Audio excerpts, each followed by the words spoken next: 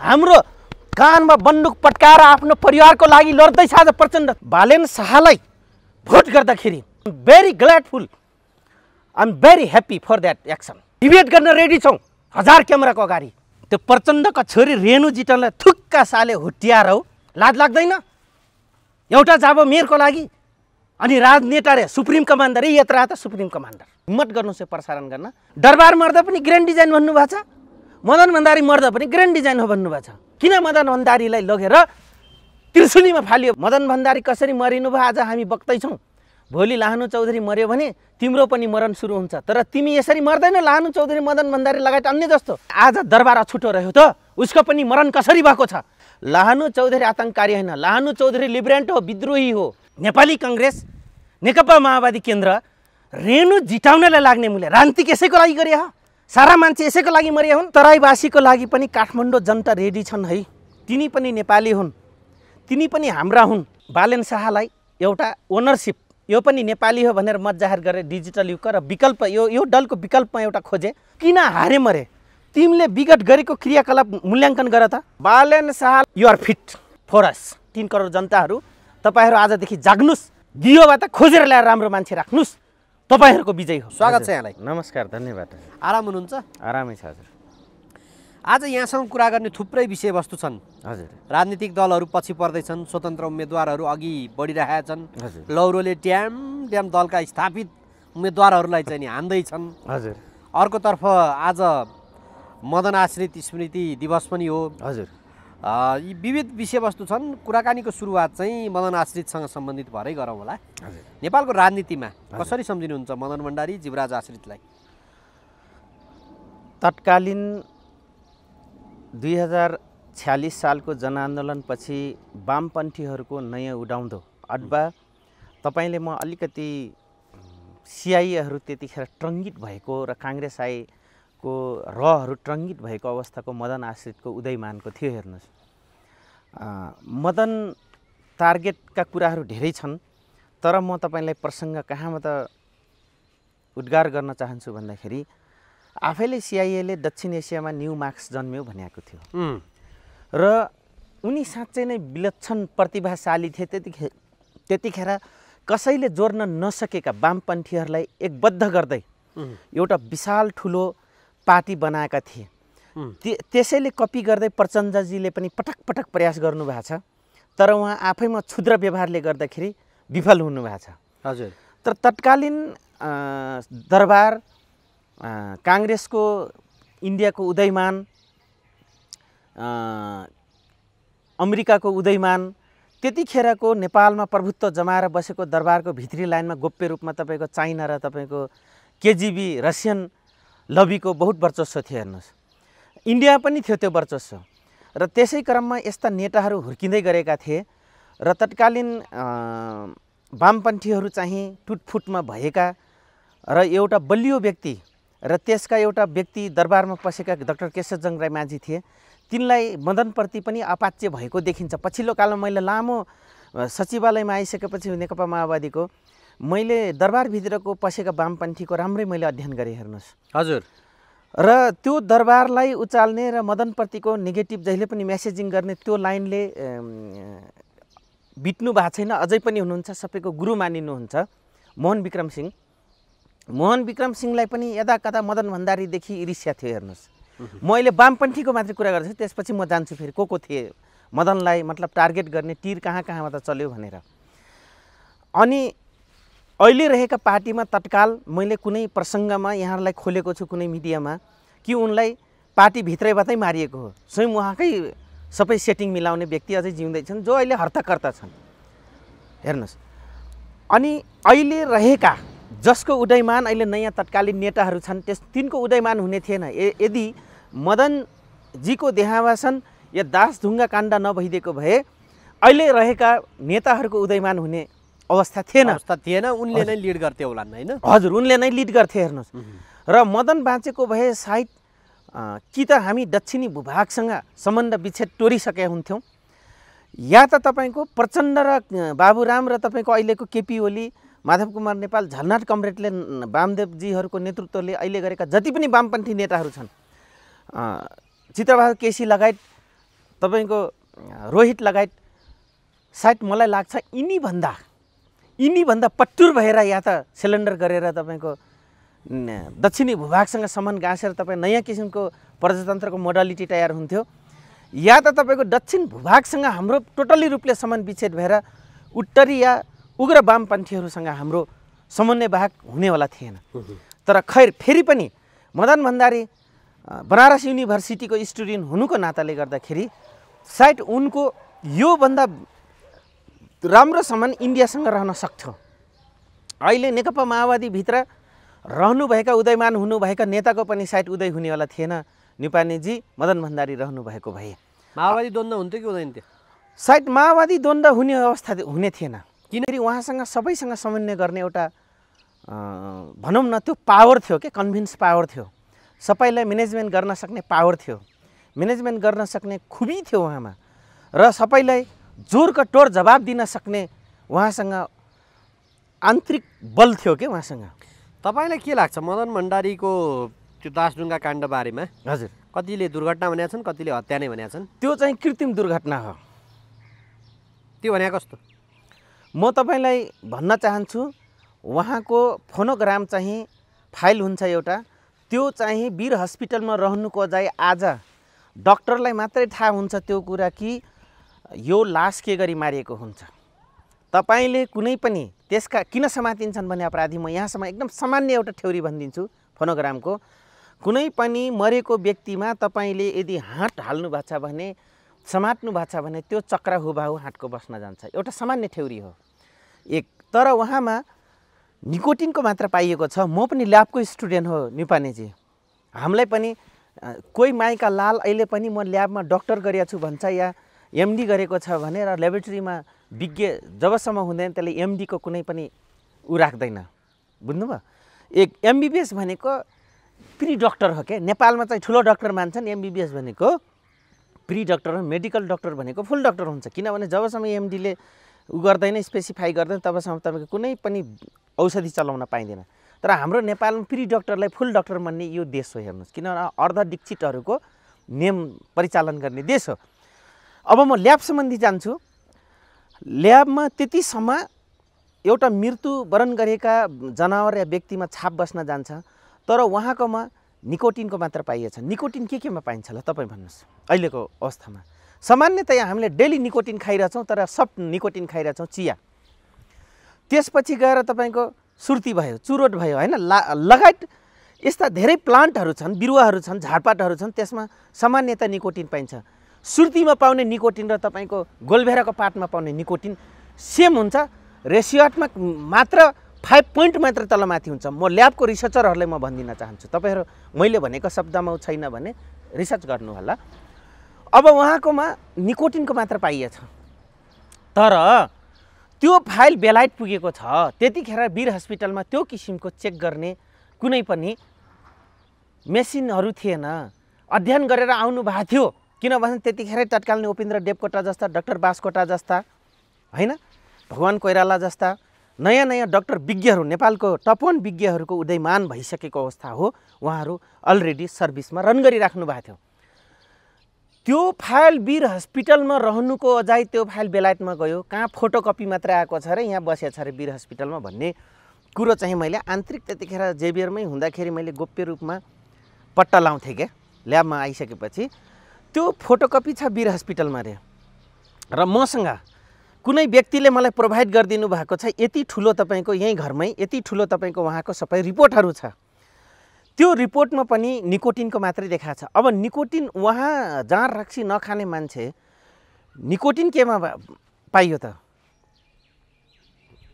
यो त नार्कोटिक ब्युरोले जेले काम गर्छ, स्पेसलाइजेसनले काम गर्ने कुरा हो, अथवा स्पेसलिस्टले त्यो कुरालाई स्पेसिफाई गर्ने कुरा हो। हेर्नुहोस्, त्यस कारणले गर्दाखेरि मैले कृत्रिम दासढुङ्गा काण्ड हो भन्ने छ भनाइ मेरो। एक अर्को कुरो म तपाईँले अझ फेरि दोहोऱ्याएर भनिदिन्छु, यही मिडियाबाट हिम्मत गर्नुहोस् प्रसारण गर्न।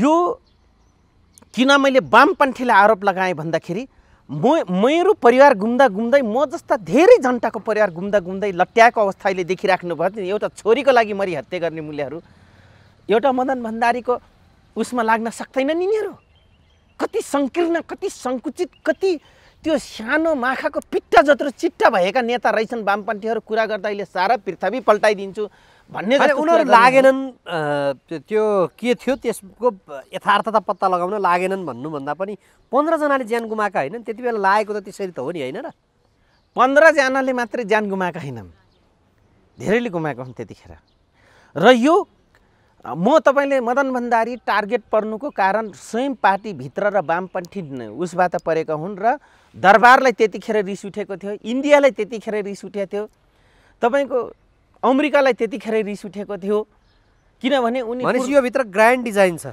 पुरै ग्रान्ड डिजाइन नक्ली दासढुङ्गा काण्ड हो यसमा 100% कन्फर्म रहनुस् यो ग्रान्ड डिजाइन कसले रच्यो होला यो ग्रान्ड डिजाइन यहीँबाट रचिन्छ किनभने म पनि झन्नै सुइकेको मान्छे हो नि ग्रान्ड डिजाइनमा नक्ली आरोप लाएर मेरो बुढिया र मलाई सुइकाउन लगाएको थियो नि वाइसेल क्याम्पमा अर्काको स्वास्नी शङ्कर अधिकारीको स्वास्नी ल्याउँदाखेरि भिख माग्छ त्यो मूल्य मलाई जनवादी बिहे गर्दा पनि अथवा जनवादको कुनै पनि दायाँ बायाँ नजाँदाखेरि आर्थिकदेखि लिएर सामाजिक विचलनदेखि लिएर मलाई आरोप लाएर भित्र लगेको जिउँदैछ सागर खाते जिउँदैछ गणेशमान जिउँदैछ वर्षमान पनि जिउँदैछ होइन त्यसमा लानेहरू बद्री बजगाई जस्ता नलायक जिउँदैछन् कानुन मन्त्री भएर बसेको थियो झमर कट्टेल जस्ता नलायक खाते स्तरको मान्छे मन्त्री बनेछन् 3 नम्बर प्रदेशको जिउँदैछन् अनि त्यसरी ईश्वर तिमिल सेना जिउँदैछ हजुर नेताहरूलाई त्यसरी राष्ट्रिय भाषामा गाली गर्नुभयो त अब स्तरै त्यति छ त उनको क्रियाकलापले मेरो हैसियत यति हो भनेछ लाहानु चौधरी खाते हो कृषि गर्यो भनेछन् भने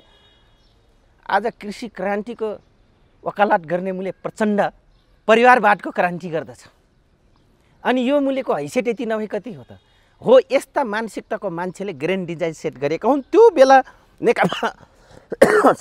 नेकपा एमाले भित्र यही स्तरका मान्छे थिए मालेमा भित्र सीपी मैनालीले लिड गर्नुभएका त्यही स्तरका मान्छे थिए जनमोर्चा भित्र त्यही सङ्कुचन मानसिकताका मान्छे थिए त्यसमा रङ भरेका मात्र के हो भने दरबारले रले आरएसएसले सिआइआरले रङ भरेका हुन् यस नेपाली यो मार्नेमा प्रमाणको रूपमा हजुर अथवा घटनाको साक्षी एक मात्र हजुर ड्राइभर अमर लामा थिए एकदमै ती अमर लामालाई माओवादीले मार्यो हो किन मारेको तपाईँहरूले दुईटा कारण छ एउटा त यो कुरालाई बहुत गोप्य राखिकन मैले कुनै बेला भनेको छु नि म सचिवालयमा हुँदाखेरि रातो पुलमा उत्तरपट्टि विद्या भण्डारीजीको डेरा हुँदाखेरि राति हामी गयौँ बादलजी महाराजी सुरेन्द्र कार्की जिउँदैछन् भरत ढुङ्गाना दाई शहीद हुनुभयो अग्रज कमरेड म गएँ त्यो दिन त्यहाँ गोप्य वार्ता भएको छ त्यो गोप्य कोठामा हामीलाई बस्न दिएको छैन हामी चिया खाएका छौँ दुईटा छोरीले प्रस्ताव राखेको छन् बादलले प्रस्ताव राख्नु भएको छ कि तपाईँको बुवाको अपराधी सिद्ध्याउनु पर्यो माओवादीमा लाग्नु पर्यो अरू हामीलाई थाहा छैन हाम्रो बुवालाई जीपले नारायणीभित्र हाल्ने अमर लामालाई त सक्नु भएको छैन मार्न हामी के लाग्ने भनेर छोरीहरूको भनाइलाई शिरोधार्य गरेर र गोप्य कुरा भएर हामी हिँडेका छौँ पछि हानिएको छ अमर लामालाई जहाँ हामी छौँ एक्सनमा हेर्नुहोस् कीर्तिपुरमा है लाग्नु पर्ने तिनलाई अन्तै थियो यहीँ भाग्यो भनेर नक्ली काण्ड बनाएर तपाईँको सुट गरेको अवस्था छ जसरी मलाई नक्ली केसमा लगेको थियो वाइसेल क्याम्पमा हुँदैन भएको केसमा दुईटा कारण छ मलाई मार्ने एउटा त तपाईँको अमर लामा भित्र हुँदाखेरि हाम्रा कमरेड त्यतिखेर त तत्कालीन गण्डक क्षेत्रको सहायक इन्चार्जै हुनुभयो ब्युरो सदस्य पोलिट ब्युरो सदस्य पनि हुनुभएको थियो देव गुरुङजीलाई यो ओम गुरुङले मलाई एक दिन ठर्कायो जब म जेलमा गएँ त्यतिखेर देव गुरुङजीलाई पनि मर्नासन्न पिटेर भरत ढुङ्गाना दाई बिटिहाल्नु भएर म खुद र सुरेन्द्र कार्की दाई गएको हो भद्रवन्जी जेलमा हग्न मुत्नलाई बोकेर लिएर जानु पर्थ्यो हेर्नुहोस् त्यसरी पिट्या थियो त्यो अवस्था मैले देखेँ फेरि म भैरवगढ हुँदै मलाई केन्द्रीय कारागार दिल्ली बजारको सदरखोर मेरो बुढियाले केन्द्रीयबाट दिल्ली बजार सर्व गर्यो दिल्ली बजारमा उहाँलाई छोड्यो मलाई ल्याएर फेरि भद्रबन्दीमा को चाहिँ काण्ड भइसकेपछि जेलभित्र काण्ड मारामार भइसकेपछि म माथि मलाई पनि सिधाइदिँदैछ जेलभित्र यो हाम्रै भित्रबाट दुईटाले काम गरेको थियो म तपाईँलाई भनिदिन्छु कारण के थियो भन्दाखेरि मलाई त्यो दिन हातपात गर्दा सानो कुलु मात्रै भनौँ कसरी रोल खेल्दो रहेछन् जेलभित्र मान्छे मार्नलाई भन्ने क्रममा दीपक मनाङे भित्र तत्कालीन युवराज खतिवडाको नाता पर्ने भाइ पर्ने प्रहलाद खतिवडा चाहिँ रोयल स्टेक लगिदिने रहेछन् भित्र, बुझ्नुभयो? त्यो खाएर चाहिँ इन्सपेक्टरको टोयलेट मुनि राखिदिँदो रहेछन्। म इन्सपेक्टरलाई भेट्ने क्रममा गएर त उसमा रोयल स्टेक देखिहालेँ। त्यो कुरो आएर मैले हाम्रो माओवादी साथीलाई भनिदिएँ, धेरै थियो हामी भद्रबन्दी के अरे दिल्ली बजारमा। त्यो भन्ने क्रममा एक्सपोज भएपछि कसले भन्यो त भन्दाखेरि यताबाट लाहानु चौधरीले भन्यो। लाहानु चौधरीले गलत भन्यो भनेर जेलीहरूले पनि अब त्यहाँको आन्तरिक प्रशासनले पनि छुपाउनु पर्यो। लाहानु चौधरीलाई यही मौकामा स्वीकारिदिनु पर्यो भनेर हाम्रै आन्तरिक पार्टीका साथीहरूले पनि रोल क्रम खेले। तर कुरा यथार्थ थियो है, दीपक मनाङे जिउँदैछ, युवराज खतिवडाको भाइ जिउँदैछ, प्रहलाद खतिवडा हेर्नुहोस् एमालेमा छ युवा उसमा। तिनै व्यक्तिले रोल क्रम खेलेर त्यहाँ झगडा भइसक्यो। दीपक मनाङे त्यहीँ जेलमा थिए, मलाई भद्रबन्दी पठायो।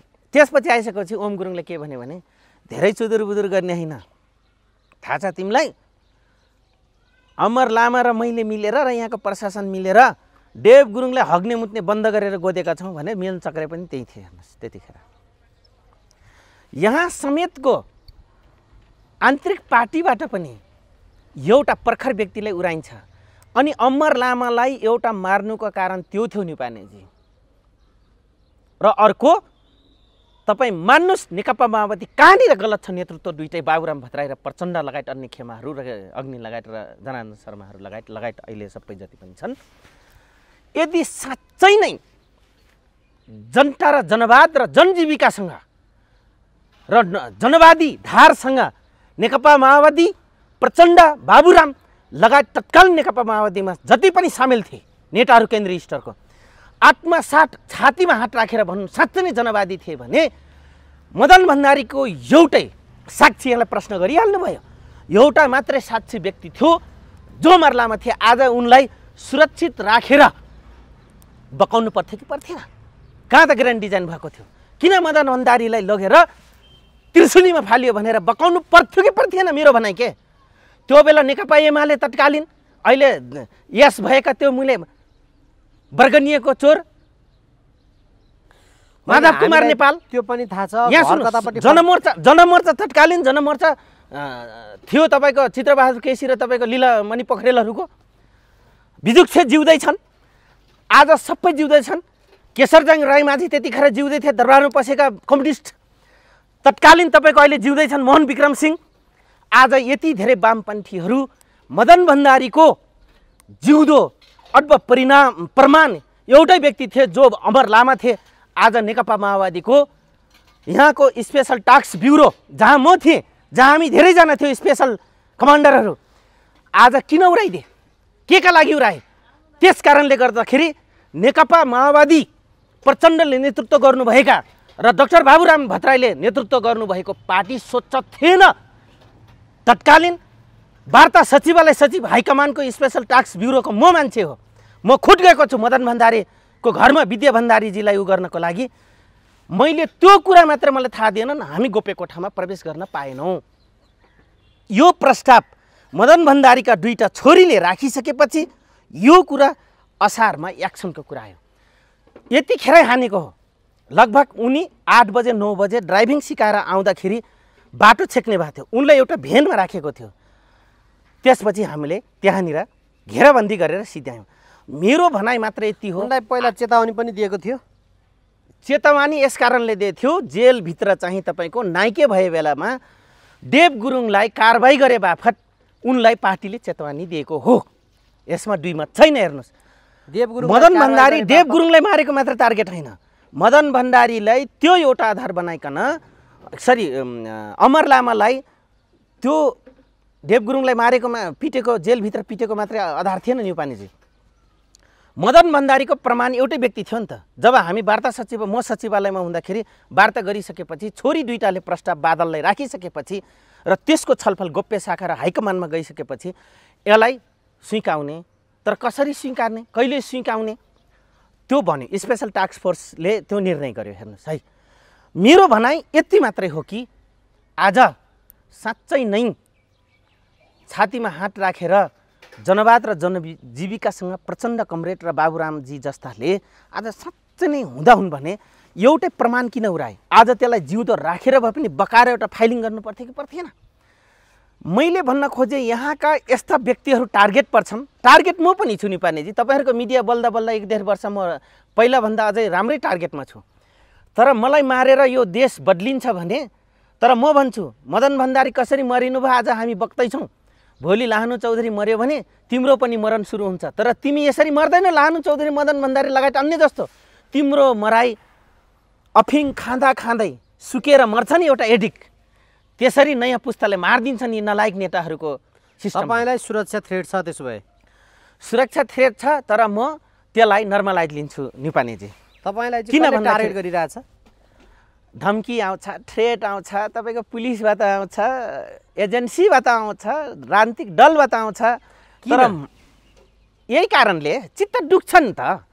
माफियाहरूलाई, दलालहरूलाई, के अरे जनतालाई भरम फिजाएर राजनीति गर्नेहरूलाई उनको पोल खोज्दा त उनलाई त मुटु पीडा हुन्छ नि त। किन हैसियत छैन। सिद्धान्तबद्ध राजनीति गरौँ भने हैसियत छैन। सिद्धान्तबद्ध तरिकाले चलौँ भने यहाँसम्म आउनाले अन्तर्राष्ट्रिय एजेन्सीसँग डास बनेको छ हैन। स्वतन्त्र दिनको नाउँमा जनतालाई भरम फिजाएर तपाईँको यता डास दिन दासट्टो चुकाएको छ। अनि कसरी उसलाई त पीडा हुन्छ। उसको मालिकले पनि भन्छ है त्यो मान्छेले पोल खोलिरहेछ त्यसलाई ठेगान लगाइहाल भन्छ। हेर्नुहोस् आज यो नेता, तर एउटा जबरजस्त छ। म यहीँनिर अलिकति दरबारको लाइनसँग जोड्न चाहन्छु।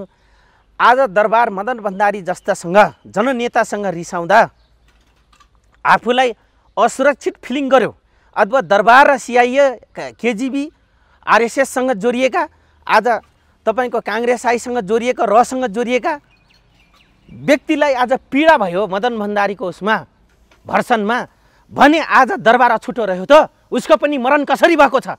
मैले यति मात्रै भन्न खोजेँ। अब दरबारलाई सिद्ध्याउने नेपाली सेनादेखि बिकेका व्यक्तिदेखि लिएर राजनीतिकमा बिका व्यक्ति यहीँ छन्। ग्रान्ड डिजाइन हो, ग्रान्ड डिजाइन हो भनेर गिरिजाप्रसाद कोइरालाले भनिराख्दाखेरि आज त्यो काङ्ग्रेसको पनि के मरण भइरहेछ। आज गठबन्धनसम्म गएर राजनीतिक लड्नु भनेको काङ्ग्रेसलाई मृत्युवरण गर्नु हो न्युपानेजी। आज 10 वर्ष जनयुद्ध गरेर गठबन्धनमा जानु भनेको नेकपा माओवादी केन्द्रको लागि जिउँदो मरण हो। यसलाई पनि मरेटुल्य गर्नुपर्छ सिद्धान्तबद्ध तरिकाले, सैद्धान्तिक कुराले गर्दाखेरि। त्यस कारणले ती व्यक्ति मरेर गए, संसारबाट मुक्ति पाए, तर यिनका मरण त बहुत नराम्रो छ नि, 1000 पल्ट मरिरहेछन् नि। मैले खोजेको त्यही मरण हो न्युपानेजी, जिउँदै 1000 पल्ट मरुन्। मैले भने थिएँ कुनै बेला सेनालाई पनि, लाहानु चौधरी यो ब्यारेकबाट बाँचेर गयो भने तिमी अफसरहरूको दिनदिनै मराइ हुन्छ। लाहानु आज घिटघिट हटकरी लाएर 1.5 वर्ष गरेछ भने भैरवगढमा तिम्रो मराइ डुल्छौ, हिँड्छौ, खान्छौ, कसैसँग नमस्कार म फलाने जर्नेल हुँ कर्नेल हुँ भनेर तिम्रो घेराभित्र सल्युट गर्लन, इज्जत होला, मान होला। त्यो घेराभन्दा बाहिर तिम्रो मरण हुनेला छ भने मैले भन्दै थिएँ। आज त्यही मरण मैले गरिदिन लागेको। हेर्नुहोस् तपाईँलाई त्यसो भए पछिल्लो पटक कहिले थ्रेट आइरहेको? यो बिचमा चुनाव आउने क्रममा पनि थ्रेट आयो, सिक्युरिटीको एकदमै थ्रेट आएको थियो। गोप्य रूपमा तपाईँको निगरानीदेखि लिएर सबै गर्छ। निगरानी त 2 कारणले राज्य गर्छ। एउटा चाहिँ बाहिरी शक्तिले अथवा बाहिर गएर हानिदिन्छ कि भन्ने हुन्छ। अर्को चाहिँ अझै राज्यको विरुद्धमा आयो भने यसलाई यसरी स्वीकाउने भन्ने हुन्छ। हेर्नुहोस् हैन, किन भन्दाखेरि हामी त्यो रूपमा भाग लिएका व्यक्ति हौँ। यिनीहरूभन्दा राम्ररी म थाहा पाउँछु। जुन म स्पेशल टास्क ब्युरोभित्र इन्टेलिजेन्स चलाएर बसेको मान्छे। हजुर, हिजोको द्वन्द्वकालमा जस्तो डराउँदै हिँड्न पर्ने अवस्था छ र?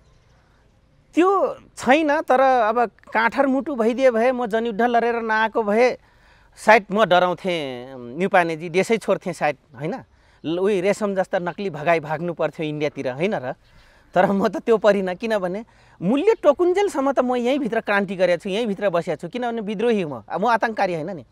आतङ्ककारी देश छोडेर गएर अर्को देशमा बसेर तपाईँको आफ्नो देश ध्वस्त बनाउँछ, त्यसलाई भन्छ टेरोरिस्ट, आतङ्ककारी। लाहानु चौधरी आतङ्ककारी होइन, लाहानु चौधरी लिबरेन्ट हो, विद्रोही हो। कि म मान्दिनँ यो कानुन र यो देशको सिस्टम गलत छ, त्यसैले म यही भूमि बसेर विद्रोह गर्छु भनेर म विद्रोह मात्रै गरेको हो। म लिबरेन्ट हो, म टेरोरिजम होइन। टेरोरिजम जो थियो, जो देशभन्दा बाहिर बसेर देशको गतिविधिलाई, एक्टिभिटिजलाई आफ्नो मालिक जसले संरक्षण गर्यो तिनको मुताबिक जो देशलाई गाइडलाइन्स गर्यो त्यसलाई भन्छ टेरोरिजम। हेर्नुहोस्, तपाईँले हिजोका पार्टीका अथवा चाहिँ यो समग्र यी जे छन् गोप्य कुराहरू त्यो खोलिदिनु भयो भनेर तपाईँमाथि थ्रेट छ? थ्रेट छ। त्यसमा त किन खोलेँ? अब किन खोलिस्? यहाँ धेरै 1-2 जनाले मलाई के भन्यो भने तपाईँले नेकपा माओवादीलाई विश्वासघात गर्नुभयो, जति भए पनि तपाईँ पार्टीभित्र बस्नुपर्ने भन्नुभयो कुनै व्यक्ति यहीँभित्रै टप लेभलमै हुनुहुन्छ राजनीतिकमा। अनि आज प्रचण्डले के गतिलो गरेछ, लाहानु चौधरीले विद्रोह गर्छ नेकपा माओवादीलाई धोका भयो भने बादलले के गरे, लेखराज भट्टले आज के गरे, भरत दाहालले के गरे, रविन्द्र श्रेष्ठले के गरे, ओपिन्द्र यादवले के गरे, जयकृष्ण गोइटले के गरे, मातृकाले पछिल्लो कालमा के गरे, त्यस कारणले के अरे मणिले के गरे, मणि थापाले के गरे।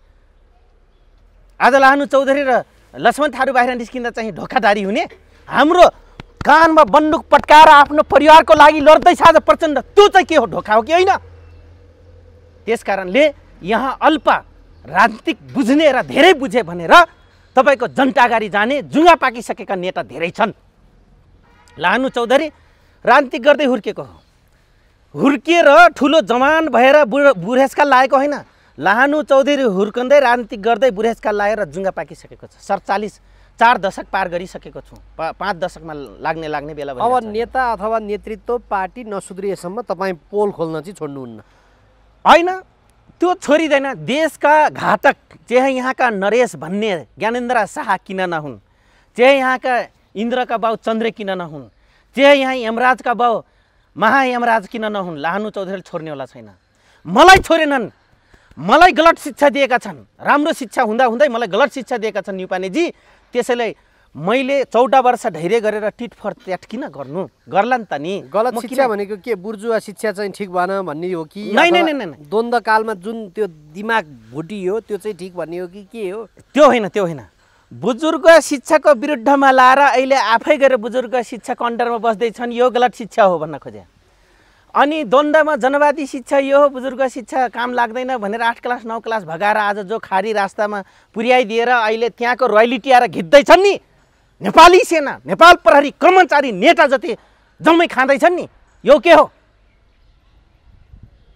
यो के हो? प्रचण्ड आज त्यतिकै उछन्। अझ अस्ति के भन्छ उसमा एउटा कार्यक्रममा, मलाई त खुसी लाग्छ तपाईँ कमरेड सुप्रिम कमान्डरै हो, हामी यहाँ खाडीमा भए पनि हाम्रो पार्टीलाई टेवा दिन्छौँ, यत्र दिँदैनथे, हैसियतै छैन त बिचरा 9 क्लास भगाएर जनसेना बनाइहाल्यो, बुजुर्ग शिक्षा पनि दिन सकिएन, खुल्ला शिक्षा प्रणालीको अवधारणा पनि दिन सकेनन्।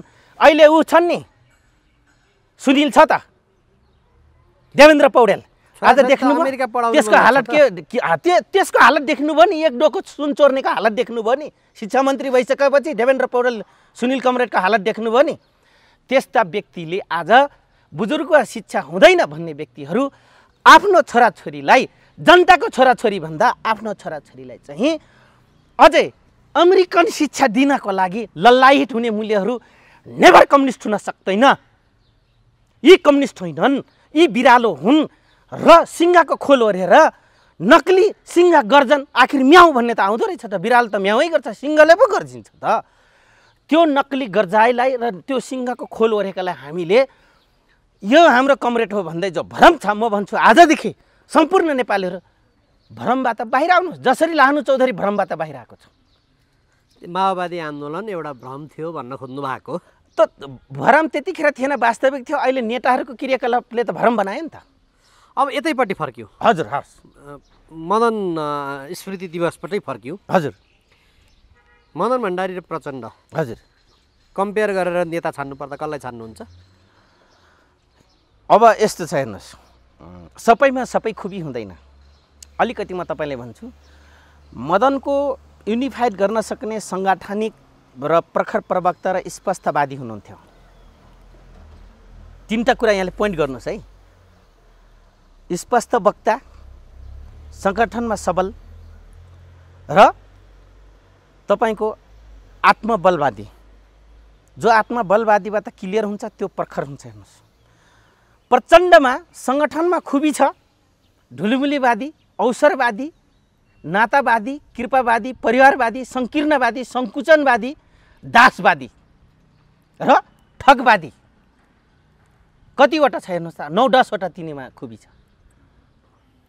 त्यस कारणले तपाईँले कम्पेयर गर्दा कसलाई भन्नुहुन्छ भन्दाखेरि शुद्ध सच्चा कम्युनिस्टलाई लाहानु चौधरीले मान्दछ, यो ढोङवादीलाई लाहानु चौधरीले मान्दैन। जुन दिन म बढ्ने क्रममा मेरो अपरिपक्व दिमागले मैले साथ लिएँ, टेवा लिएँ, त्यो दिन बेग्लै भयो, तर सधैँभरि त्यो चल्दैन। अब अब आजको दिनमा नेपालमा सच्चा कम्युनिस्ट छन् कि ढोङवादी कम्युनिस्ट छन् त? अहिले नेपालमा 98% ढोङवादी कम्युनिस्ट छन्, नौटङ्कीवादी छन्, नक्ली छन्, दलालवादी छन्, दासवादी छन्, तपाईँको सङ्कीर्ण चिन्तनवादी छन्, नकली दर्शनवादी छन्। 2% चाहिँ असली छन्, जो सायद खोज्नु पर्ला दियो बालेर नेपालमा अहिलेको अवस्थामा। हेर्नुहोस्, म अघिको प्रसङ्गमा वर्तमान राष्ट्रपतिको छोरीहरूले हजुर अमर लामा त स्वीकाउन सक्नु भएन, के हाम्रो बुवाको हत्यारा खोज्नुहुन्छ भनिसकेपछि हजुर तपाईँहरूले उहाँको सफाया गर्नुभयो। त्यो सफायाभन्दा पछि चाहिँ फेरि भेटवार्ता अनि छलफलहरू भएन? त्यसपछि भएन। अब हामी त गोप्य भयौँ, जेल नेल पर्यौँ होइन। यो बिचमा उनीसँग भेट्ने कुनै सार पनि थिएन होइन। त्यो थाहा थियो, हामीलाई थाहा थियो बिचरा यो अबोध दुईटा नानीहरूले जे देखे त्यही भन्दैछन्। तर डिजाइनमा बुवा कसरी फस्नुभयो भनेर दुईटा नदान छोरीहरूलाई त थाहा भएन। हेर्नुहोस्, किन थाहा पाओस् पनि कसरी, पिरामा थिए नि त। एउटा अभिभावक गुम्दाखेरि एउटा नाबालकहरू कस्तो हुँदो रहेछन्, एउटा उसको अर्धाङ्गिनी त कस्तो हुन्छ भने, जस्तै एकछिनलाई मानौँ, धेरै अर्को घटनाको म कुरा गर्छु, रविन्द्र अधिकारीजीको कुरा गर्छु। अब बिचरा उहाँको परिवार, उहाँको बालबच्चा, त्यो नदानहरूलाई के थाहा कि मन्त्री त बनिए मेरा श्रीमान, तर कसरी नक्ली एउटा काण्डमा परेका छन्, एउटा हेलिकप्टरको होइन। त्यहाँ काहीँ न काहीँ मिस्टेक छ, प्राविधिक मिस्टेक छ हेलिकप्टरको। त्यो हेलिकप्टर पनि नक्कली काण्ड के भन्नु? मेरो आत्माले भन्छ त्यो नक्कली हो, किनभने प्राविधिक चाहिँ काहीँ न काहीँ मिस्टेक गरिएको छ क्या। नत्र भने कुनै पनि तपाईँको न्युट्रो इन्जिनियरिङभित्र जबसम्म त्यसको सबै कुरा चेकिङ नगरिकन फ्लाइट भरिँदैन। एक अर्को कुरो, वातावरणको भइपरि आउने एउटा हुन्छ नि, भइपरि आउने वातावरणीय इभिडेन्स फरक हुन्छ। हेर्नुहोस्, किनभने म न्युट्रो इन्जिनियरको विद्यार्थी नहुँदा पनि म किताब ल्याएर पढिराखेको हुन्छु कि त्यसको बारेमा। किन म त्यो व्यक्ति हो न्युपानेजी, म साग बेचेर म किताब किन्ने मान्छे, देखिराख्नु भएको छ मेरो जीवनको गरिबी होइन। म ढोटी र फरिया मेरो अर्धाङ्गिनीको किन्न जाँदाखेरि त प्रगति पुस्तकमा एक कार्टुनमा किताब लिएर आइदिने मान्छे हो। म पढिराखेको हुन्छु, अध्ययन गर्छु, किनभने यो नलेज हुनु जरुरी छ क्या। भोलि तपाईँको सामान्यतया यो नलेज हुनुपर्छ, त्यसको रोड म्यापहरू थाहा पाउने हुनुपर्छ कि, बेसिक प्रिन्सिपल थाहा पाउने हुनुपर्छ। तर त्यो आफू त्योतिर लाग्ने नलाग्ने आफ्नो जीवनका कुराहरू हुन्। अब रविन्द्रतिर फर्कौँ, त्यो बेला पनि मलाई लाग्छ हलिसी जानु हुन त सबैजना बित्नुभयो, म श्रद्धा सुमन टक्राउन चाहन्छु। तर ती व्यक्ति रविन्द्र पनि भलादमी त्यतिखेरको युवा नेतामा एउटा जुझारु, शालीन, त्यसलाई एकदम चेक ब्यालेन्स गर्न सक्ने नयाँ एबिलिटीको नेता आउँदै हुनुहुन्थ्यो। तर तिनको मृत्यु आज किन त्यसरी भयो भने कम्युनिस्टमा राम्रा नेता जो पर्खर भविष्यमा यसको उदयमान हुन्छ भनेपछि त्यसलाई चाहिँ साइलेन्टली किल गरिन्छ। त्यसकारणले मैले सबै नेताको नाउँ खुल्लीआम बदमासीको दायरामा लिनुको कारण यो आज बुझ्नुहोस्। तपाईँको मिडिया त सारा नेपालीहरू तपाईँहरूले जान्नुभएको छ। तपाईँले प्रचण्डको बोली र जुङ्गामा लोभिनुहुन्छ, त्यसको चुच्चो नाक र अनुहारमा लोभिनुहुन्छ। लानु चौधरी हटलाई हेर्ने मान्छे हो, उसको अन्तरात्मा मुटुले के भनिरहेछ भनेर म हेर्ने व्यक्ति हो। हुन त म नेप्टे छु, हेर्दा खेउटे छु भन्छन्, होचो छ, कुट्के छ, नपट्याउँदा यो पनि परे होला र भन्ने कति नेपालीहरू छन्। यो पनि यति जान्दछ र भन्ने नेपालीहरू छन्। हेर्नुहोस्, जो मलाई चिन्न सक्दैन त्यो दुर्घटना पर्यो फेरि। अनि सुन्नु न, जस्तो त्यसभन्दा पछाडिको घटनाक्रममा हजुर अमर लामा मारिसके पछाडि त प्रमाण पनि नष्ट भइहाल्यो। अनि चाहिँ त्यस पछाडि तपाईँहरूलाई पार्टीले अथवा हाइकमान्डमा छलफल हुँदा यसले यो कारणले मारेको रहेछ भन्ने चाहिँ कुनै निष्कर्ष निकालिएन? त्यो समीक्षा कार्यक्रममा देव गुरुङमाथि जाइ लागेको कुरा मात्रै गरियो। ऊ अपराधी नै हो। देव गुरुङमाथि चाहिँ यहाँ सुन्नुहोस्, स्पष्ट एउटा देव गुरुङको आयो। अर्को के दियो भने समीक्षा कार्यक्रममा स्पष्टीकरण, त्यहाँका ठुला हाम्रो यहाँको ब्युरो जिउँदै छ नि, मैले यो पवन श्रेष्ठ जिउँदै छ, मैले त्यो हुट्याएर मैले कीर्तिपुरको दिलीप महर्जन जिउँदै छ। हेर्नु, जसको म यहीँ जनयुद्ध लरे मेरै इतिहास मेटाइदिए यिनीहरूले, नेवा मुक्ति मोर्चाले। एउटै व्यक्ति थिए आज यहाँ जनयुद्ध लरे घर छोडेर। यी मुले यस्ता नलायकहरू थिए र यस्तो जन्माउनु पनि परेको थियो। माओवादीले यस्तै नलायकहरू धेरै जन्माउनु थियो क्या। अनि तपाईँले भन्नुभयो समीक्षा कार्यक्रममा, त्यसपछि एउटा कुरा के कारण दियो भने हाइकमान्डले ऊ चाहिँ अपराधी नै हो, मदन भण्डारी जस्ता जननायक नेतालाई चाहिँ लगेर त्रिशुलीमा फालिदिएकै हो भन्ने आयो। अब कार्यकर्ता त ल्याइ पत्याउने हो। हेर्नुहोस् है, त्यो कसले फाल्यो फालेन, जसले थाहा पायो त्यो व्यक्ति आज नेपालमा छैन। न्युपानेजी एउटा गोप्य कुरा म तपाईँलाई खोलिदिन्छु। जसले त्यो घटनाको साथी छ नि, जो देख्यो नि जुगुरीको मान्छे चितवनको, त्यो व्यक्ति यहाँ छैन। त्यो व्यक्तिलाई तपाईँको झापा हुँदै अब आज नामै खोल्नुपर्ने भयो। आज सिपी मैनाली र राधाकृष्ण मैनाली पनि अछुतो रहँदैनन्, केपी ओली पनि अछुतो रहँदैन। त्यसपछि सिपी मैनालीले भेटिसकेर देख्ने मान्छे जुगुरीको आज जेठ 3 गते हो, आज मदनलाई स्वीकारेको दिन हो। आजको दिन देख्ने व्यक्ति त्यसपछि रहेन, त्यो नेपालमा छैन। तर मैले शङ्का गरेको छु त्यो व्यक्ति सिक्किममा छ, त्यो त्यसपछि नेपालमा बसाइ भएन। जसले नक्ली दासढुङ्गा काण्ड जसले देखेको थियो हकिकत, त्यो व्यक्ति यहाँ छैन। न्युपानेजी त्यो सिक्किममा हो कि घटनाको प्रत्यक्षदर्शी हुने? अब घटनाको प्रत्यक्षदर्शी हो त्यो मान्छे यहाँको होइन, त्यो मान्छे पूर्वकै रहेछ। जुगुरीमा उनी कुनै व्यापार व्यवसाय होटल व्यवसाय गरी बसेका थिए, किनभने उनी दाउराको लागि यताउति गर्नुपर्ने थियो। बिहान उनले देखिहाले त्यो घटनाको। उनी दाउराको लागि त्यता आएको बेलामा देखे। यो कुरा अझै राम्रो गरी यो कुरा आयो आएन। तर फेरि है एउटा कुरा अलिकति राधाकृष्ण मैनालीजीको एउटा कुरा सापट लिउँ भने, मैले यो सोधेको छु, उहाँले मलाई हृदयपूर्वक भाइ भनेर भन्नुभएको छ सिपी मैनाली राधाकृष्ण मैनालीले। अमर लामाको पनि एटिच्युड अलिकति बिहेभ चाहिँ यो काठा बाहुनहरूलाई राख्नु हुँदैन भन्ने जस्तो कुरा गर्थे अरे कि। किनभने उनी लामो ड्राइभिङ राधाकृष्णजीसँग पनि एट्याचमेन्ट रहेछन् अमर लामाको, बुझ्नुभयो? एक अर्को कुरो, अमर लामा नेपाली काङ्ग्रेसको मजदुरको सदस्य थिए, तर यता मदन भण्डारीको ड्राइभर कसरी बनेका छन् यो पनि एउटा विचारणीय छ क्या। म अलिकति अब काङ्ग्रेसलाई छुन पुगेँ। ऊ नेपाली काङ्ग्रेसको मजदुर युनियनको जिल्ला सदस्यलाई हुन त उनको पेसा ड्राइभिङ थियो, ठिक छ, आफ्नो ड्राइभिङ पेसाले गर्दाखेरि मदन कमरेडको ड्राइभर बन्न जानुभयो, खैर केही छैन। भोलि मैले पनि सकिनँ भने मेरो ड्राइभर बन्नलाई अरू कोही आउन सक्छन् होइन, त्यसमा कम्प्रोमाइज हुनसक्छ। तर अलिकति यहाँनिर सोचनीय विषय के छ भने, गहिरो अनुसन्धान गर्ने विषय के छ भने न्युपानेजी, ऊ नेपाली काङ्ग्रेसको मजदुर युनियनको जिल्ला सदस्य आज मदन भण्डारीको ड्राइभर बनेर किन आएको छ? अनि गिरिजाप्रसाद कोइरालालाई के भन्नुभएको छ भने ग्रान्ड डिजाइन हो भन्नुभएको छ।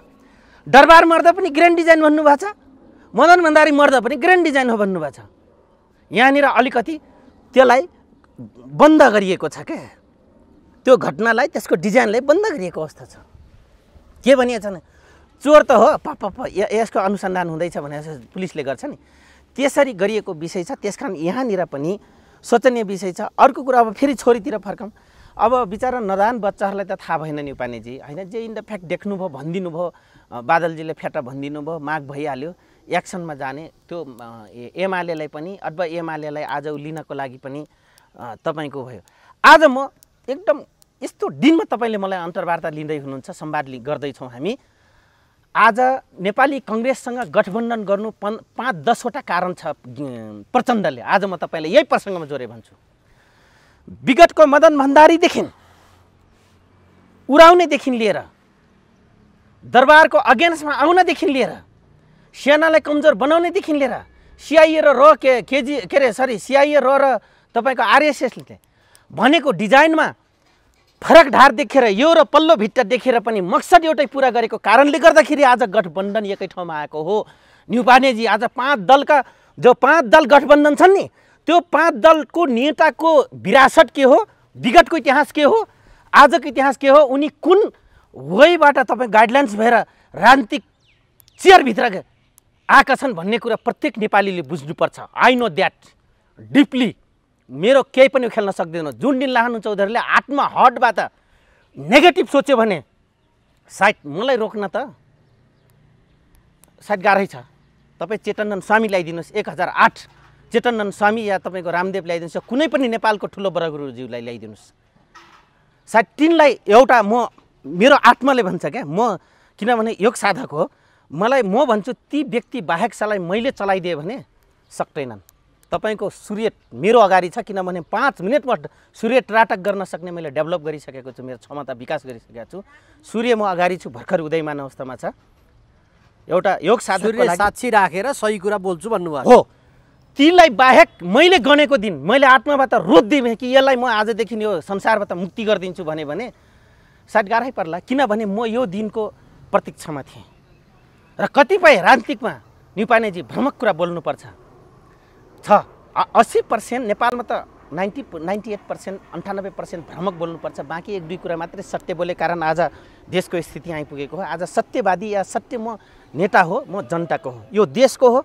यो देश मेरो पहिलो कर्तव्य हो कि मैले जुन पेसामा छु यो चेयर गेन गरेको छु भने मेरो दायित्व के हो, अगाडि आइसकेपछि मेरो कर्तव्य र दायित्व के हो पहिलो, र त्यसपछि मेरो परिवार नातागोता मेरो अन्य जिन्दगीका पाटा हुन् भन्छन् भने त्यस्तै मान्छेलाई उराउँछन्। हेर्नुहोस् यहाँ अब अन्तिममा यो मदन भण्डारी रहनु भएको भएदेखि के हुन्थ्यो नेपालको राजनीतिक परिदृश्य? मैले अघि नै भनिसकेँ, मदन भण्डारी हुनु भइदिए भए न्युपानेजी सायद यो नेताहरूको उदयमान यति चाँडो हुने थिएन। एक अर्को कुरो सायद मलाई लाग्छ सिआइए र केजिबी नेपालमा गलत गतिविधि गर्नेहरूको अगेन्स्टमा सायद मदन पनि यतिकै उभिन्नुहुन्थ्यो, वीरेन्द्र राजा पनि यतिकै उभिन्थ्यो, सेना पनि एकतिर रहन्थ्यो, नेपाली कङ्ग्रेसको राष्ट्रवादी धार चाहिँ उभिन्थे सायद। मलाई लाग्छ त्यहाँ जस्तै वामपन्थीभित्र पनि राष्ट्रवादीहरूलाई किल गरिन्छ, पार्टीभित्रैबाट किल गरिन्छ, अथवा शुद्ध वामपन्थीहरूलाई पार्टीबाटै किल गरिन्छ।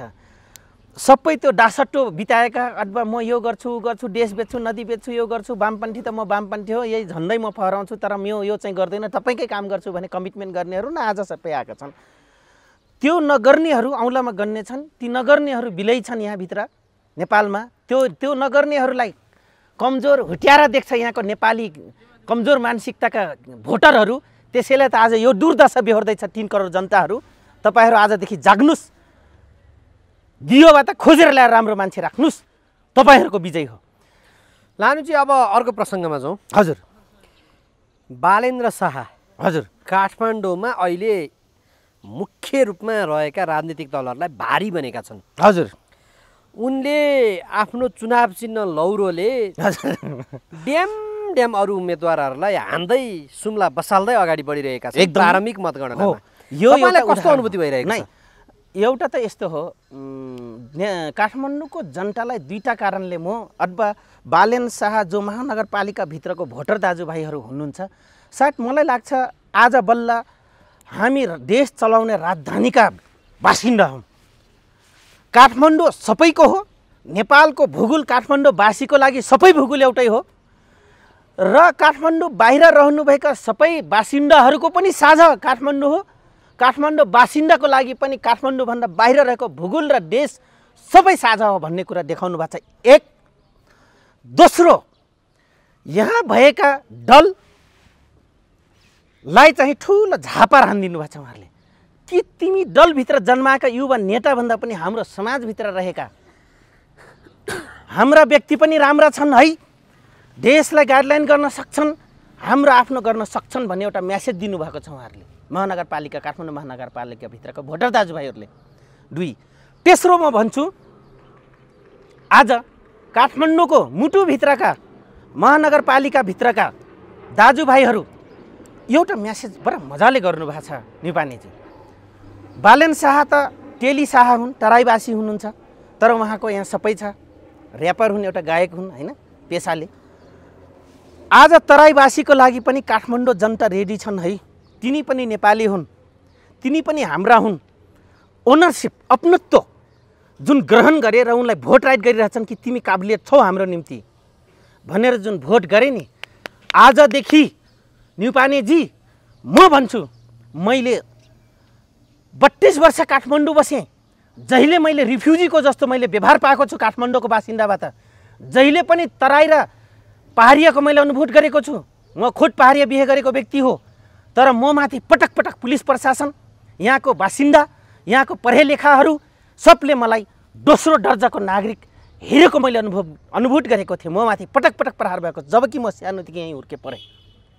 तर आज बालेन्द्र शाहलाई भोट गर्दाखेरि मलाई लाग्यो सायद आज 21औं शताब्दीका एजुकेटेड डिजिटल युगका पुस्ताले सायद बालेन्द्र शाहलाई यस्ता धेरै दलभन्दा बाहिर युवाहरूलाई खोज्दैछन्। त्यो पुस्ताले अथवा त्यो जनताले चाहिँ नयाँ पुस्तालाई चाहिँ ह्यान्डओभर गर्दैछ, पुस्ता हस्तान्तरण गर्दैछ कि यु आर फिट फर अस, होइन तिमी हाम्रा लागि सुटेबल छौ, फिट छौ, ठिक छ। राजनीतिलाई जातीय हिसाबमा लिएर जाँदा, वर्गीय हिसाबमा लिएर जाँदा त्यो एङ्गलबाट हेर्न सक्यो। तर यतापट्टि हेर्दाखेरि चाहिँ हाम्रो प्रतिस्पर्धी कोही छैन, बालेन त अन्तर्राष्ट्रिय ठग हो, तराईको तेली हो यो। हजुर।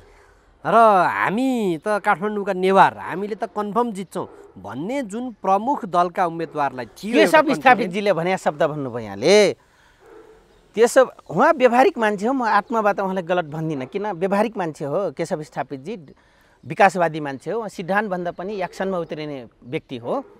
म उहाँलाई पर्सनल्ली चाहिँ रेस्पेक्ट गर्छु।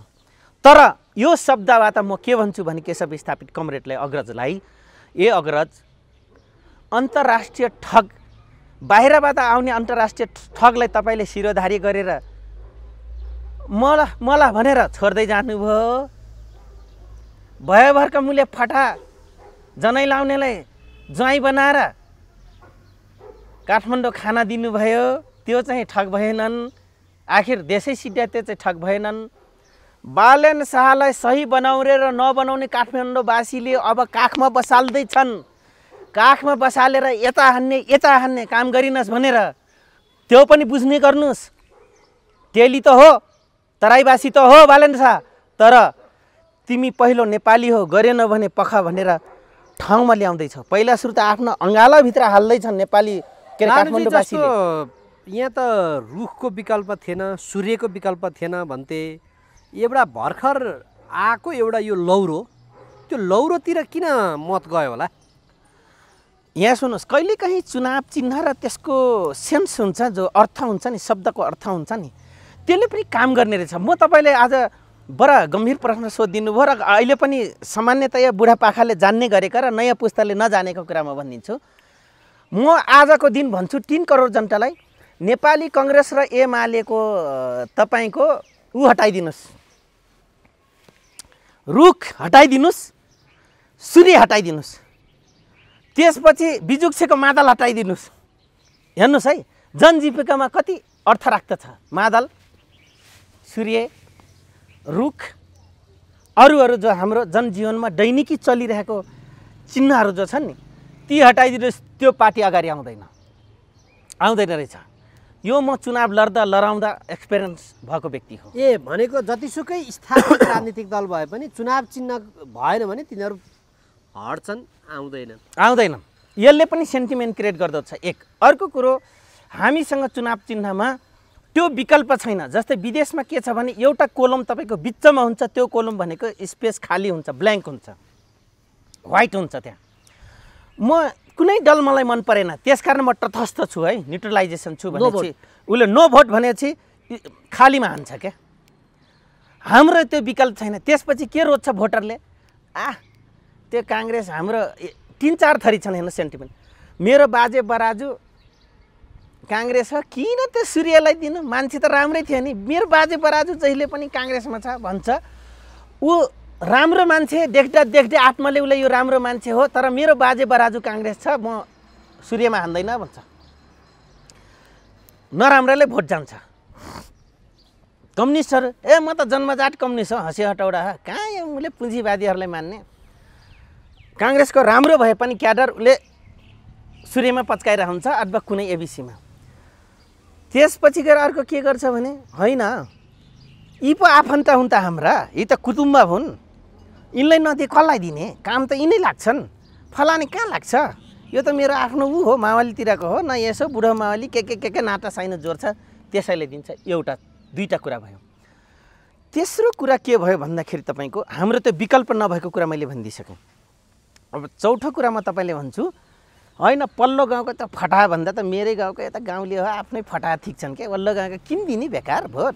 त्यो मूल्य फटा काम लाग्दैन हो। यस्ता क्लजबाट मत दिने हेर्दाखेरि पनि हजुर, अब बालेन शाह मात्र होइन, ठाउँमा स्वतन्त्र उम्मेदवारहरू जसरी अगाडि एकदमै हजुर, त्यसलाई चाहिँ जस्तो गठबन्धन पनि बनाए, 5-5वटा दल मिलेर एउटा साझा उम्मेदवार पनि गरेका छन्। हजुर हजुर। अर्को एउटा दललाई चाहिँ म बाहेक त कोही पनि छैन यहाँ भन्ने घमण्ड पनि थियो। हजुर, ती सबैलाई बोरामा हालेर बालेन शाहले लौरोले ड्याम कसरी कुटे, यो कुरो चाहिँ बडो इन्ट्रेस्टिङ भयो क्या। त मैले भने त तपाईँको 21औं शताब्दीको डिजिटल युगका जनताले विकल्प खोज्दैछन्, राजनीतिक नयाँ शक्ति, नयाँ विकल्प खोज्दैछन्। तिमी दल हेरिसक्यौ, तिम्रा पारा हेरिसक्यौ, यिनै त हो नि। 2006 सालमा जन्मेका वामपन्थीको हालत यही हो। एउटा पुस्ता मरिसक्यो, 2007 साल 3 सालमा स्थापना भएको 2003 सालमा स्थापना भएर 2007 सालमा अगाडि आएको नेपाली काङ्ग्रेसको हालत यही देख्यौँ। राजा भन्दै गोरु बेच्ने कहिले के गर्दै देखिहाल्यौँ रापरमा पनि होइन र। त्यसपछि हमारा मधेस मुक्त हुन चाहे मुले मधेस छ उहाँ बिहार र तपाईँको उहाँ मधेस खोज्छ मुले जहिले पनि राजपा बनाउँदै के बनाउँदै यहाँ हेर्नुहोस् नेपालमा खोज्छ आफू यहाँ व्यापार बिजनेस गर्ने भएर। त्यसपछि गएर यस्ता पार्टी हेरिसकेपछि जनताले बालेन शाहलाई एउटा ओनरसिप यो पनि नेपाली हो भनेर मत जाहेर गरेर डिजिटल युग र विकल्प यो दलको विकल्पमा एउटा खोजे। दोस्रो कुरा म इथिक्सको कुरा गर्छु। बहुत खतरा इतिहास छ। यो इतिहासकारहरूले यो कुरालाई जहिले पनि लोप त गरेका छन्। आज म भन्छु काठमाडौँमा मल्लकालीन लिच्छवीकालीन सभ्यता जो कर्नाटकसम्म शाक्य वंशको कुनै बेला नेपाल थियो, कपिल वस्तुले शासनभार गर्थ्यो। त्यस कारणले आज लिच्छवी र मल्लहरू दक्षिणबाट आएर बिहार हुँदै आएर काठमाडौँमा शासनभार गरेकै हुन्। तिनको इतिहास आज हामी पढिरहेका छौँ। दक्षिणबाट यहाँ आएका हुन्। तिब्बत भोट बर्मेलीहरूसँग व्यापारिक कनेक्सन भएकै हो काठमाडौँको बासिन्दाको। तर बालेन शाहलाई ल्याउँदाखेरि नेवारहरूको एउटा रोजाइमा जहिले पनि दक्षिणी भूभाग हुने कारणले गर्दाखेरि त्यो काहीँ न काहीँ एथिक्स सेन्टिमेन्टले काम गर्दछ। निपानेजी यो बहुत गहन विषय हो। कतिजनाले विश्लेषक मानुन् या नमानुन्, तर तिम्रो अध्ययनमा कमजोरी या तिम्रो आत्माले मान्दैन भने मान्दैन। मैले त्यो लिच्छवी र मल्लकालीन मन्जु वंशदेखि लाएर आजसम्म गर्दाखेरि यो काठमाडौँ खाली हो। त्यो खालीमा सबैजना आयो। मात्र को आयो त नेवार शाक्य वंशहरू कपिल वस्तुबाट झन्डा लिएर आएका हुन्। बाँकी यहाँ तल्लोबाटै आएर माइग्रेट भएको चित्रकार तलबाट आएको हुन्, कंसाकार तलबाट आएको हुन्, लक्ष्मण राजवंशी झापाबाट आएर छन् मल्लकालीन ढोबी भनेर हेर्नुहोस्। यहाँ आउने भनेको ओरिजिनल भनेको महर्जन डङ्गोल र तपाईँको शाक्य बाहेक ओरिजिनल नेवार होइनन्। त्यही कारण इथिक्सले पनि काम गर्दो रहेछ। र अब लौरोको कुरा लौरो के भयो भन्दाखेरि त्यो सायद मलाई लाग्छ बहुत बुद्धिमानपूर्वक त्यो लौरो चिन्ह लिएको छ। अघि चिन्हकै कुरा गर्दै थियौँ। त्यो लौरी भनेपछि यिनलाई हान्नलाई ल ठिक छ ए लौरी हो भनेर तपाईँको गरिन्छ नि त। लट्ठी त त्यो बेला समातिन्छ जो बेला आफू कमजोर भइन्छ क्या। त कहिलेकाहीँ चिन्हले मान्छेलाई सेन्टिमेन्टमा बहुत डिपली असर गर्दो रहेछ हेर्नुहोस्। त्यसैले त मैले भने आज नेकपा एमाले काङ्ग्रेसको र बिजुक्सेको मादल सादल कोदाली सोदाली हटाइदिनुहोस् त्यो उसको होइन हारिहाल्छन् हेर्नुहोस्। ए त्यसो भए यो साङ्केतिक रूपमा लौरो चिन्हको कारणले पनि बालेनको जितका लागि चाहिँ जुन यो यसले धेरै होइन 20% जनतामा सेन्टिमेन्ट क्रिएट गरेको। किन लौरो चिन्हले चाहिँ त्यस्तो के दियो र? त्यही त एउटा नयाँ व्यक्ति एउटा दलहरूलाई ठेगान लाउनको लागि वैकल्पिक नेता जन्माए होइन। हान्ने ड्याम अर्को चाहिँ उसको जो शब्दको सेन्स हुन्छ, जो अर्थ हुन्छ नि शब्दको, कुनै पनि शब्द मिनिङफुल हुन्छ हेर्नुहोस्। त्यसको मिनिङले शाब्दिक अर्थले अथवा वर्डले एउटा शब्दले धेरै अर्थ बुझायो अथवा यसैले ठेगान लाउनुपर्छ भने सामान्य सेन्स हुन्छ नि त मान्छेमा। भनेपछि काठमाडौँवासीलाई रुख चाहिँ बुढो भयो, सूर्यमा ग्रहण लाग्यो भन्ने पर्यो। अब कहाँ ल्याउनुपर्छ, रुख हटाएर घरै घर बनाउन लाछन्। त्यसले पनि त सेन्टिमेन्ट क्रिएट गर्यो नि त। त्यस कारण चिन्हले कहिलेकाहीँ मान्छेमा असर गर्छ हेर्नुहोस्। अब बालेन शाहलाई जित्यो भने सबभन्दा बढी आनन्द तपाईँलाई लाग्ने भयो त्यसो भए? नै त्यो होइन। मैले मात्र एउटा सैद्धान्तिक हिसाबले म खुसी यस मानेमा छु कि विभिन्न स्वतन्त्र व्यक्तिहरू उठ्नु भएको छ। दलीय प्रथामा चाहिँ र प्रजातन्त्रमा पनि एउटा स्वतन्त्रको पनि मूल्य मान्यता र राजनीतिक गर्न सक्ने अधिकार प्रदत्त गरेको छ कानुनमा। र त्यसले पनि राजनीतिक फस्टाउन सक्छ र समाजलाई गाइडलाइन गर्नको लागि आफ्नो स्ट्यान्डर्ड पावर त्यहाँ स्ट्यान्ड गर्न सक्छ, बुलन्द आवाज उठाउन सक्छ भन्ने एउटा लोकतान्त्रिक सिद्धान्तको मान्यता अन्तर्गत यो कुरालाई जनताले चाहिँ शिरोधारी गर्छ। अर्को कुरा सैद्धान्तिक के हो भने व्यवस्थापिकीय र निर्वाचनीय प्रणालीभित्र जनताले चाहेको बेलामा जो कोहीले पनि प्रजातान्त्रिक हस्ती बनाउन सक्छन् भन्ने एउटा ठुलो मान्यता राख्दछ। यो माओवादी पार्टी हामी दोस्रो हुन्छौँ भन्थ्यो, फेरि पनि तेस्रै शक्तिमा पो पुग्यो त यत्रो गठबन्धन गर्दा पनि। अब माओवादी पार्टी 2064 बाहेक जहिले पनि तेस्रो र चौथो हो हेर्नुहोस्। किन हो म तपाईँलाई यो अर्थमा भनिदिन्छु। 2064 पनि तेस्रो चौथो हुन्थ्यो। प्रशासनले सबैले शान्ति होस्, यिनीहरू जङ्गल नपसुन्, उड्डन त नगरून् भनेर जबरजस्ती दिए हेर्नुहोस्। 2069 सालमा हामी साना साना दलका 22 दलसँग गठबन्धन गरेर आमसभा गरेर ल यल त उडाइदिने भयो, सानो दल लिएपछि हाम्रो अस्तित्व सिद्धिन्छ भनेर हटर नपटर एमाले आएर प्रचण्डलाई घरभित्र उही राम्रो बुहारीलाई फलाने छोरी ल्या बुहारी बनाइहालौँ भन्छ नि, त्यस्तै गरी बुहारी बनाए, आखिर यत्रो नापिगाल्यो।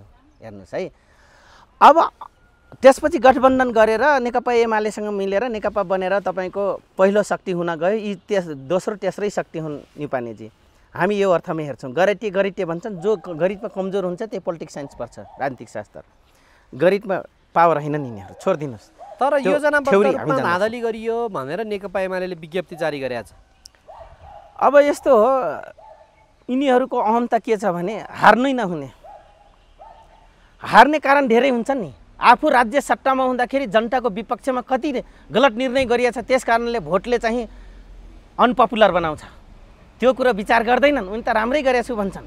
त्यसको असर कहाँ पर्यो भन्ने कुरा, जस्तै भ्रष्टाचारको मामलामा अलिकति नेकपा एमालेको 70 करोडको भ्रष्टाचारको टेप फाइल आउँदा बचाउने, एउटा सामान्य 50 रुपियाँ लिने कर्मचारीलाई अख्तियार लागेर ठुन्ने, यहाँसम्मको कुरा छ नि त। यो अनपपुलर होइन, यो विचार गर्नु पर्दैन। हेर्नुहोस्, अनि किन हारे मरे? तिमीले विगत गरेको क्रियाकलाप मूल्याङ्कन गर त। मूल्याङ्कन समिति गठन गर्न सक्दैनन्। हेर्नुहोस्, हुन त मलाई भन्न तेरो पार्टीले कहाँ जितेछ र उयो कराउँछस् त, तेरो रुक्मिनीकोले पनि के गरेछ र हामीलाई पनि भन्छन्।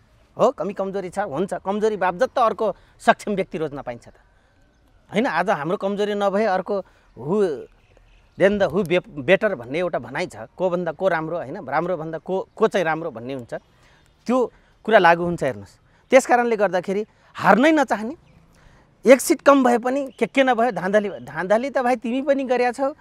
कर्मचारी फुली त्यसैको लागि पुलिसलाई लगाइदिएछौ, खरदारबाट सुब्बा त्यसैले बनाइदिएछौ। तिनले त गर्छन् धाँधली। किन तिनीलाई युनियन, अझै सबभन्दा म राम्रो भन्छु, कर्मचारी हितको लागि युनियन खोल्नु राम्रो हो, तर कर्मचारी पनि बनेछ, 40 वर्ष सर्भिस पनि गरेछ, युनियन पनि गठन गरेछ, भ्रष्टाचार गरेछ, लुटेछ, यस्तो पनि हुन्छ। म त हेर्नुहोस्, मजदुर अधिकारको लागि काउन्सिल गठन गर्नुपर्छ। म भन्छु कर्मचारी युनियन गठन हुनु हुँदैन, म अगेन्स्टमा छु। म त मैले उसलाई ठाई दिएछ, उसलाई राज्यले लिखित गरेछ कि तिमी यो पाउँछौ, यो पाउँछौ, यो पाउँछौ, यो पोस्टमा जान, तिम्रो तलब भट्ट यति हुने छ, सुविधा यो पाउँछ। यत्रा खानाले युनियन गठन गर्या, यही देश लुट्नलाई युनियन गठन गर्या यिनीहरू। म त भन्छु कर्मचारीको पनि युनियन खारिज हुनुपर्छ तुरुन्तै। यो गलत हो। हेर्नुहोस्, हिम्मत छ भने भन्नुहोस्, मुख्य सचिवले त्यो कारण देखाइदिन्छ। विश्वको कर्मचारी युनियनको सिद्धान्त र नेपालमा युनियन आवश्यक छ कि छैन कर्मचारीको भन्ने कुरा हामी देखाइदिन्छौँ। डिबेट गर्न रेडी छौँ 1000 क्यामेराको अगाडि। यति अनक्यापेबल छैनौँ हामी। त्यस कारणले गर्दाखेरि त्यो युनियनले पनि धाँधली गरेर जिताउन सक्छ। जस्तै अहिले पनि चर्चाको विषय प्रचण्डको। हेर्नु, सारा काङ्ग्रेस, सारा माओवादी के न रहेछ, त्यो प्रचण्डको छोरी रेणु जिटाउनलाई थुक्का साले हुट्याएर नलायक चोरहरू, सङ्कीर्णवादीहरू, परिवारवादीहरू, नातावादीहरू, नेपाली काङ्ग्रेस, नेकपा माओवादी केन्द्र रेणु जिटाउनलाई लाग्ने मूल्य राजनीति यसैको लागि गरे हो। सारा मान्छे यसैको लागि मरे हुन्, सारे मान्छे यतिकै लागि दोषी भए हुन्। लाज लाग्दैन? एउटा जाबो मेयरको लागि अनि राजनेता रे सुप्रिम कमान्डर, यी यत्रा त सुप्रिम कमान्डर, यी यत्रा त 2007 सालदेखिको क्रान्ति। त्यस कारणले म भन्छु आजदेखि 8 महिना छ बाँकी संसदीय चुनावहरू केन्द्रको। अब 3 करोड जनताहरू विचार गर्नुहोस्, तिम्रा नेता नेपाली काङ्ग्रेस एमाले दुनियाँ जे जति दलका छन्, परिवारवादी र एउटा सङ्कीर्णवादी, एउटा जाबो मेयर एउटा नेताको छोरीको लागि लड्न जान्छन् र गठबन्धन गर्छन् एकतिर भने देश चलाउँछ नि। लाज लाग्नु पर्दैन भोटरहरू पनि? हामी कस्तो मान्छेले भोट दिइरहेछौँ। त्यस कारणले बरु भोट दिन नजानुस्, आफ्नो राइटलाई सुरक्षित गर्नुहोस्, राज्यले दिएको भोट अधिकारलाई सुरक्षित गर्नुहोस्, घरमा बसेर नेतालाई सबक सिकाइदिनुहोस्। मेरो रोटे दिएनन् नि त, काठमाडौँमा पनि यो चोटि 52% भन्दा खसेन हो त नि। अब जागरुक हुँदैछन्, यो पनि राम्रो हो। मतलब भोट राम्रो विषयको लागि हो निपानेजी, तर नेताले बेमिसालसँग मजाक उडाइरहेछन्। अनि त्यसको त झट्का अब दिइरहेछन्। हुन त अन्तिम नतिजा बाँकी नै छ ठाउँ ठाउँमा। अब यी काठमाडौँमै बालेनलाई लौरो दिएर पठाइदिए, ड्याम ठोक हजुर परिवारवादमा लाग्नेहरूलाई भन्ने पनि छ। हजुर। अब यो प्रारम्भिक रुझान हेर्दा, मतगणना हेर्दाखेरि हजुर हजुर यो गठबन्धनको जुन उद्देश्य थियो नि हामी मिलेर अर्को दललाई त पल्लो भित्तामै पुर्याउँछौँ भन्ने जुन थियो त्यो उद्देश्य अनुरूपको गठबन्धनलाई सफलता हासिल भएको पाइराख्नु भएको छ कि अथवा एमालेलाई मेरो प्रश्न एमालेलाई चाहिँ नि जुन थियो एउटा दम्ब थियो तिमीहरू चाहिँ नि यहाँ हामी हो नि त भन्ने उसलाई पनि एक किसिमको एउटा त हुङ्कार जुन थियो त्यो हुङ्कार अनुरूप पाउनु भएको छ के पाउनु भएको छ भन्नुहोस् त होइन एउटा त चाहे धेरै सिट ल्याउन् नल्याउन् चाहे सेकेन्ड दल हुन् चाहे थर्ड दल हुन् होइन नेकपा एमाले त आफ्नो पाइन देखाइरहेछ चाहे त्यो अरूभन्दा सिट 4-5वटा होस् मैले भन्न खोजेँ प्रजातान्त्रिक र व्यवस्थापिकीय निर्वाचन प्रणालीमा के हुन्छ भने एउटै सिट आए पनि उसको मूल्य मान्यता र सिद्धान्तभन्दा बाहिर गएको मानिँदैन प्रजातान्त्रिक नियममा यो हो अथवा निर्वाचनी प्रणालीमा यो कुरा अहम भूमिका राख्दछ हेर्नु सिद्धान्तबद्ध तरिकाले अहिले 5-5वटा दल गठबन्धन आउनु भनेको नेपाली जनताहरूले यो बुझिराख्नु भएको छैन एमसीसी को पैसा र यिनको एजेन्सीले you must be divide morely you must be make the unified भनेछ क्या देखाउटी रूपमा तिमी मोरली चाहिँ एउटै ठाउँमा रह तर तिमी सेपरेसन बस किनभने नत्र भने मैले गरेको पैसाको कसलाई अगाडि ल्याउने म लगानी गर्न पाउँदिनँ मैले त नेपाली जनतालाई ढाँट्नु पर्यो नि कहिले नेकपा एकीकृत समाजवादी ल्याएर कहिले नेकपा माओवादी केन्द्र ल्याएर कहिले काङ्ग्रेस ल्याएर कहिले राजपाहरूलाई ल्याएर मधेसवादी दललाई ल्याएर म चाहिँ आफ्नो अभिष्ट पुरा गर्छु भनेर तपाईँको अन्तर्राष्ट्रिय एजेन्सीहरू डोनरहरू जति छन् नेपाली जनतालाई नेता देखाएर जति पैसा दिनेहरू छन् र आफ्नो अभिष्ट पुरा गर्ने हुन् तिनीले सिकाएको तर तिनको प्लान फेल खायो तपाईँ अघि भन्दै हुनुहुन्छ कि तपाईँ खुसी हुनुहुन्छ बालेन शाह जित्दैमा म खुसी दुईटा कारणले छु एउटा नेपाली जनताले यो दलीय प्रथालाई चाहिँ इन्काउन्टर गर्दैछन् अगेन्स्टमा आउँदैछन् यसको लागि म खुसी छु यो समाजमा पनि सक्षम व्यक्ति छन् भनेर आउँदैछन् यसमा नै म खुसी छु दोस्रो कुरा म खुसी छु कहिले राजपा बनाइदिएर कम्युनिस्ट एकै ठाउँ ल्याएर कहिले हुँदैन भएका हलो जोत्दाखेरि घरमा मुलीले गोरुको एक हल गोरु जोड्न नसकेर मर्दाखेरि एउटा राँगा एउटा गोरु जोड्छ नि त्यसै गरी अन्तर्राष्ट्रिय एजेन्सीले जो जोटेका गठबन्धन 5वटा छन् तिनलाई गर्दा पनि नेपाली जनताले नकार्दै सबक सिकाउँदैछन् यो अन्तर्राष्ट्रियको लागि पनि यो सबक र झापर हानिएको हो यहाँसम्म पनि हामी नजरअन्दाज गर्नुपर्छ I am very happy for that action हेर्नुहोस् त्यो क्रियाकलापको लागि म धेरै खुसी छु गौरवान्वित पनि छु आइ एम भेरी ग्यालरियस किन भन्दाखेरि अन्तर्राष्ट्रिय एजेन्सीले पनि नेपाली जनतालाई भेरा बाख्रा गनेर आफ्नो नेताले आफूले जन्माएका नलायक कुकुरहरूलाई अगाडि बढाउने क्रममा नेपाली जनताले भोटबाट सबक सिकाउँदैछन् नि Neupane ji I am very gladful I am very happy for that action Lalu ji अन्तिममा छौँ भारतीय प्रधानमन्त्री नेपाल आउनुभयो हजुर हाम्रो प्रधानमन्त्री शेरबहादुर देउवाको त्यो बसाई पोज एक्सनलाई लिएर सामाजिक सञ्जालमा अहिले खिसिटिउरी पनि व्यापक छ हजुर हजुर विभिन्न सम्झौताहरूको कुरा पनि आयो हवाई रुटको कुरा पनि आयो हजुर माथि चाहिँ नि यो सेतीका कुरा पनि आए कसरी समग्रमा कसरी हेर्नुभयो होइन एउटा के हो भन्दाखेरि अलि शङ्काको विषय यहाँ शङ्काको दायरा किन गरियो र चर्चा किन पायो भन्दाखेरि हामी स्थानीय चुनावको लागि व्यस्त छौँ सेक्युरिटी नपुगेर तपाईको मिडीहरू भर्ता गरेर म्यादी प्रहरीहरू गरेर हैन कन्ट्रोलको लागि राखेछौँ अब यतिखेर तपाईको आउनुभयो ल ठिक छ यही बेलै पर्यो बुद्ध जयन्ती तिथिमिथि त त्यो पात्रमा आइरहेको अवस्थामा पर्यो ठिकै छ तर यत्रो सुरक्षा व्यवस्था मिलाइराखेको बेला नेपाल सरकारले जबकि म्यादी प्रहरीले समेत डकवाजको रूपमा राखेका छ आफै सक्षम छ नेपाल प्रहरी आफै सशस्त्र प्रहरी सक्षम छ नेपाल आर्मी आफै सक्षम छ कुनै पनि देशको प्रहरी प्रशासन सैनिक प्रशासन डङ्ग प्रहरी प्रशासन या परराष्ट्र मन्त्रालय गृह मन्त्रालय असक्षम हुँदैन कमान्ड कन्ट्रोलको लागि सक्षमै हुन्छ हेर्नुस् सानै देश भए पनि आफ्नो देश चलाउनले सक्षम हुन्छ तर यो कुरा चाहिँ मलाई के लाग्छ भने ठुला देशका महामहिमहरू जहिले पनि सानो देशका प्रशासनलाई हेप्ने मिचा प्रवृत्तिले गर्दा पनि हो र एक अर्को कुरो के हो भन्दाखेरि हामी पौराणिक कालदेखि यसलाई फेरि पोजिटिभ पनि लियौँ। एउटा कुरा पोजिटिभ के हो भने कहिलेकाहीँ नेगेटिभ नजाउँ। पोजिटिभ एउटा कुरा के हो भन्दाखेरि हामी पौराणिक युगदेखि इन्डिया र नेपाल एउटा बााउन्ड्री लेस कन्ट्री हौँ क्या हामी। मतलब हाम्रो सर्टेन कानुन छ, टेरिटोरी छ, सीमा छ, तर पनि हामी के छौँ भने आन्तरिक आफ्नो आफ्नो सुरक्षामा यहाँको उहाँको यहाँ गर्न सक्ने हाम्रो अवधारणा छ, सीमा पारको एउटा कानुन छ। त्यो अन्तर्गत मोदीजी डाइरेक्ट आएर आफ्नो हेलिकप्टरै लिएर आउनुभयो। यसको लागि मोरली चाहिँ हाम्रो कुटनीतिक नियोग क्षेत्रहरू कमजोर छ भन्ने पनि भयो। हिजैबाट सुरु भएको दोस्रो अन्तर्राष्ट्रिय विमानस्थलमा ल्यान्ड गराउन सकेको भए भन्ने पनि प्रश्न उठ्यो। मतलब गौतम बुद्ध एयरपोर्ट त्यहीँ थियो होइन, चलिसकेको थियो, सेक्युरिटीको सबै कुरा भइसकेको थियो, ल्यान्ड हुनु भएन भन्ने कुरा आयो। मैले हिजो राति पनि हेरेँ, त्यो कमेन्ट्सहरू थुप्रैजनाले गर्नुभयो। हो एउटा के हो भने एयरपोर्ट उहाँले नियमपूर्वक एयरपोर्ट प्रयोग गर्नु भएन, आपतकालीन हेलिकप्टरै लिएर आउनुभयो।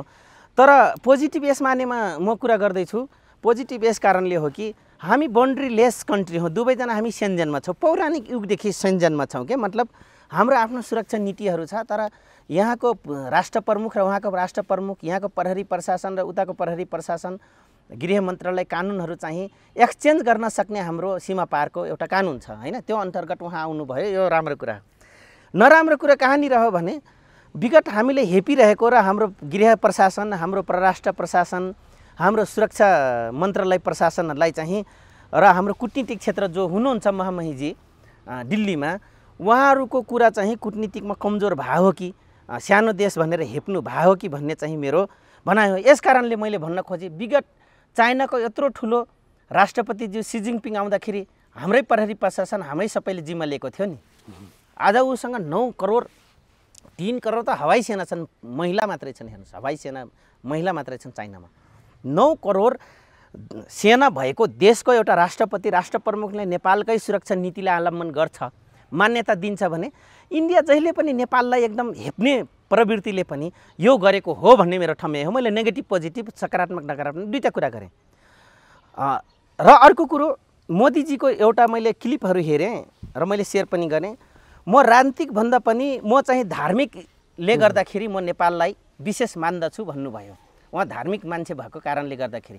तर नेपाल त्यो देश हो, यो देश म तपाईँलाई आज एउटा अत्याधुनिक पावरको कुरा गरिदिन्छु। सायद म यति नजिकबाट हेरेको छु, म एक साधक हुनुको नाताले गर्दाखेरि